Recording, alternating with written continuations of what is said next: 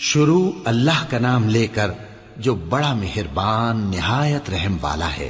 ایسے لوگوں کے لیے نیچے بچھونا بھی آتش جہنم کا ہوگا اور اوپر سے اوڑھنا بھی اسی کا، اور ظالموں کو ہم ایسی ہی سزا دیا کرتی ہیں۔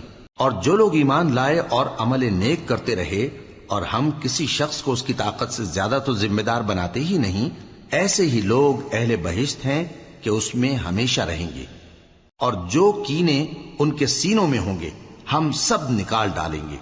ان کے محلوں کے نیچے نہریں بہہ رہی ہوں گی اور کہیں گے کہ اللہ کا شکر ہے جس نے ہم کو یہاں کا رستہ دکھایا، اور اگر اللہ ہم کو رستہ نہ دکھاتا تو ہم رستہ نہ پا سکتے۔ بے شک ہمارے پروردگار کے رسول حق بات لے کر آئے تھے، اور اس روز منادی کر دی جائے گی کہ تم ان اعمال کے صلے میں جو دنیا میں کرتے تھے اس بہشت کے مالک بنا دیے گئے ہو۔ اور اہل بہشت دوزخیوں سے پکار کر کہیں گے کہ جو وعدہ ہمارے پروردگار نے ہم سے کیا تھا ہم نے تو اسے سچا پا لیا۔ بھلا جو وعدہ تمہارے پروردگار نے تم سے کیا تھا تم نے بھی اسے سچا پایا؟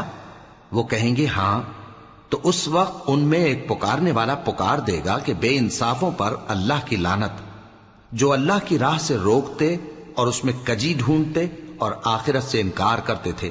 ان دونوں یعنی بہشت اور دوزخ کے درمیان آراف نام کی ایک دیوار ہوگی، اور آراف پر کچھ آدمی ہوں گے جو سب کو ان کی صورتوں سے پہچان لیں گے، اور وہ اہل بہشت کو پکار کر کہیں گے کہ تم پر سلامتی ہو۔